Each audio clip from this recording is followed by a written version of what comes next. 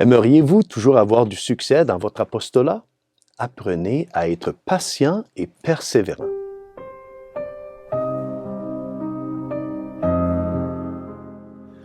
Chers frères et sœurs, Salve Maria. Aujourd'hui, l'Évangile nous présente la parabole du semeur.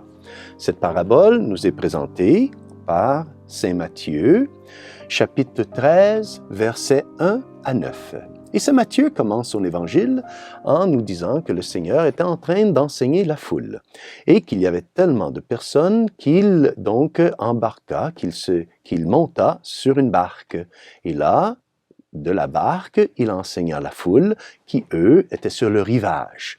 Et il leur enseigna en utilisant des paraboles. Les paraboles, nous savons, ce sont des histoires humaines avec un sens divin.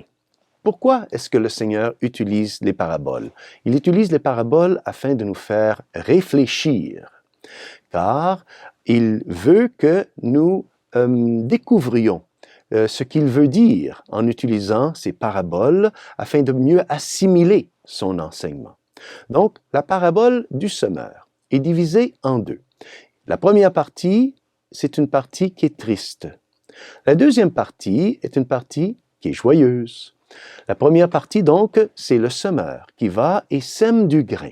Il sème du grain sur tout type de terrain. Et malheureusement pour lui, son grain ne porte aucun fruit.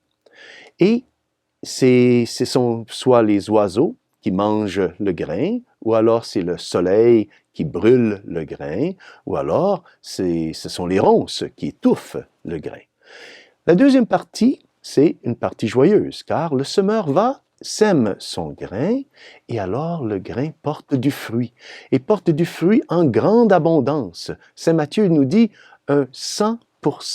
L'histoire que le Seigneur veut nous transmettre, l'enseignement qu'il veut nous transmettre ici, c'est de toujours être patient et persévérant dans notre travail d'apostolat, dans notre travail d'évangélisation, de ne jamais nous décourager. Évidemment, le semeur, ici par excellence, c'est le Seigneur lui-même.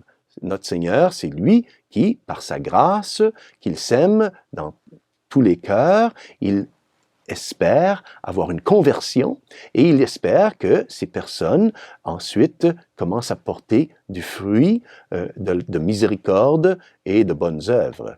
Mais nous qui sommes des disciples du Seigneur, nous devons imiter le Seigneur, à évangéliser nous aussi, donc à semer la bonne nouvelle, à semer la parole de l'Évangile, parler des actes de miséricorde et enfin d'être persévérants, de ne jamais nous décourager si nous ne voyons pas des effets positifs de notre travail d'apostolat, de continuer et d'espérer en sachant qu'éventuellement notre apostolat, le bon grain tombera sur un bon terrain et alors portera du fruit. Et ce fruit sera en grande abondance.